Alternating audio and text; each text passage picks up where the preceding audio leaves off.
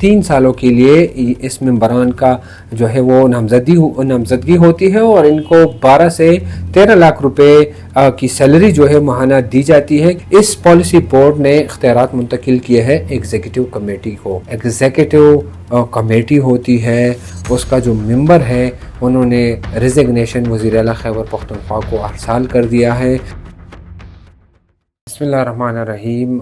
पीडोक से मुतल्लिक़ हमने पहले भी एक व्लॉग किया था जिसमें निशानदही की गई थी कि वहाँ पर बेजा मुदाखलत हैं और मुदाखलत के बायस जो है पीड़ों को न सिर्फ इंतज़ामी बल्कि माली और दीगर मसाइल का भी सामना है। आज उसी तसलसल पर एक और ख़बर आपके साथ शेयर करते जा रहे हैं और वो ख़बर ये है कि जो पीड़ों में एग्जीक्यूटिव कमेटी होती है, उसका जो मेंबर है उन्होंने रिजिग्नेशन वज़ीर आला खैबर पख्तूनख्वा को अरसाल कर दिया है। रिजिग्नेशन में तो अपनी ज़ाती मसरूफ़ियत और वालिदा की सेहत से मुतल्लिक़ वजूहात बयान की गई है, लेकिन हमारे ज़राए बता रहे हैं कि असल कहानी कुछ और है। थोड़ा सा आपको समझाते हैं कि पीडो की जो एग्जीक्यूटिव कमेटी होती है और पॉलिसी बोर्ड होती है वो किस तरह काम करती है। सबसे पहले आती है पॉलिसी बोर्ड, जिसका चेयरमैन वज़ीर आला खैबर पख्तूनख्वा होता है, वाइस चेयरमैन मिनिस्टर होता है, लेकिन इस केस में जब मिनिस्टर नहीं है तो वाइस चेयरमैन भी वज़ीर आला को ही तस्वुर किया जाता है। ये पॉलिसी बोर्ड 8 मेंबरान पर मुश्तमिल होती है। इसमें मुख्तलिफ सेक्रेटरीज़ भी शामिल होते हैं, सेक्रेटरी PND, इस तरह सेक्रेटरी फाइनेंस और दीगर मेंबरान भी इसमें शामिल होते हैं। इस पॉलिसी बोर्ड ने इख्तियारात मुंतकिल किए हैं एग्जीक्यूटिव कमेटी को। एग्जीक्यूटिव कमेटी जो है वो 5 मेंबरान पर मुश्तमिल होती है, जिसमें से 3 मेंबरान, एक मेंबर फाइनेंस होता है, दूसरा मेंबर हाइड्रो होता है और तीसरा मेंबर REPP यानी प्राइवेट जो पावर होता है उसका मेंबर होता है। अब हुआ यही है कि जो मेंबर रिन्यूएबल एनर्जी है, जिनको REPP कहा जाता है यानी रिन्यूएबल एनर्जी प्राइवेट पावर, उन्होंने अपना इस्तीफ़ा जो है वो अरसाल कर दिया है वज़ीर आला को। और ये ग्रेड 22 का ऑफिसर होता है और ख़ुसूसी तौर पर इस केस में यानी इंजीनियर एजाज़ रज़ा के केस में जो मेंबर है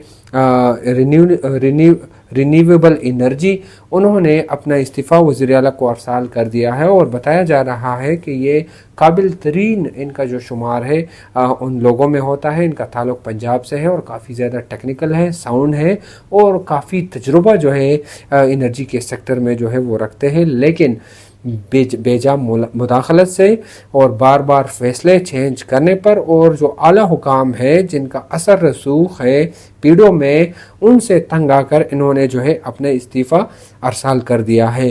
10 जून 2024 में इन्होंने ज्वाइन किया था, 23 महीनों बाद इन्होंने इस्तीफ़ा दे दिया है।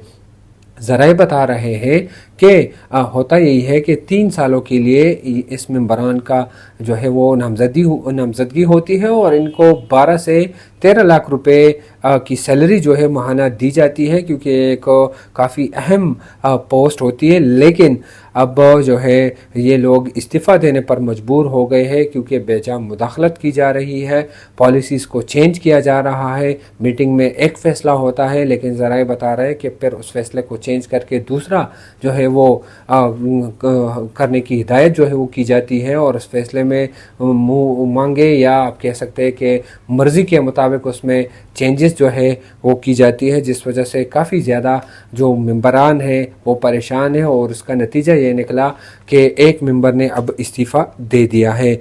इस मेंबर ने 1 महीने का नोटिस जो है नोटिस पीरियड पर हो गए हैं और उन्होंने वज़ीर आला खैबर पख्तूनख्वा के नाम इस्तीफ़ा जो है वो अरसाल कर दिया है। इस्तीफ़े में ये कहा है कि वो जो उनकी वालिदा है उनकी उम्र काफ़ी ज़्यादा है और उनकी सेहत जो है वो ठीक नहीं है, वो देखभाल करना चाहते हैं और उनको वक्त देना चाहते हैं। लेकिन जो पस पोस्ट कहानी है वो यही है कि इस मुदाखलत की वजह से वो तंग थे और वो आज़ादाना फ़ैसले नहीं कर पा रहे थे और वो उनको लग रहा था कि वो अपनी पोस्ट के साथ इंसाफ नहीं कर पा रहे, तो इसलिए उन्होंने इस्तीफ़ा जो है वो दे दिया है।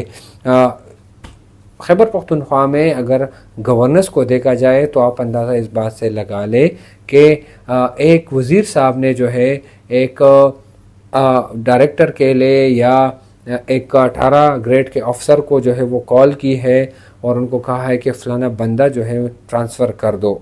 उन्होंने इनकार कर दिया, जिस पर उनका जो सेक्रेटरी था उनको हिदायत की गई कि इस ऑफ़िसर को आप जो है ओएसडी बना दें। उस सेक्रेटरी साहब ने भी बाकायदा तौर पर समरी तैयार की और समरी में यही लिखा कि मुझे ज़ुबानी तौर पर हिदायत दी गई है कि इस अफसर को ओएसडी बना दो। तो फिर उस समरी जो है आला अफसरान तक गई, हत्ता कि चीफ सेक्रेटरी साहब तक वो पहुंची और चीफ सेक्रेटरी साहब ने भी एज इट इज़ कहा कि इसको मंजूर कर दो और रिकॉर्ड पर इसको रख दो। ये हमारी जो ज़राए है वो इस हवाले से ये बता रही है कि मतलब गवर्नेंस इस हद तक आ गई है कि साफ इनकार किया जा रहा है वज़रा को कोई भी मतलब ऐसा काम हो जिस पर ब्यूरोक्रेसी के मयार पर ना हो या वो लीगल ना हो या जो भी मामला हो, लेकिन ब्यूरोक्रेसी जो है वो फ्रंट पर आ रही है और बाकायदा तौर पर मिनिस्टर को हो या महकमे का जो सरबरा हो उनको इस तरह इनकार कर रही है और फिर उसके नतीजे में उसको निशाना बनाया जाता है और उनको ओएसडी कर दिया जाता है।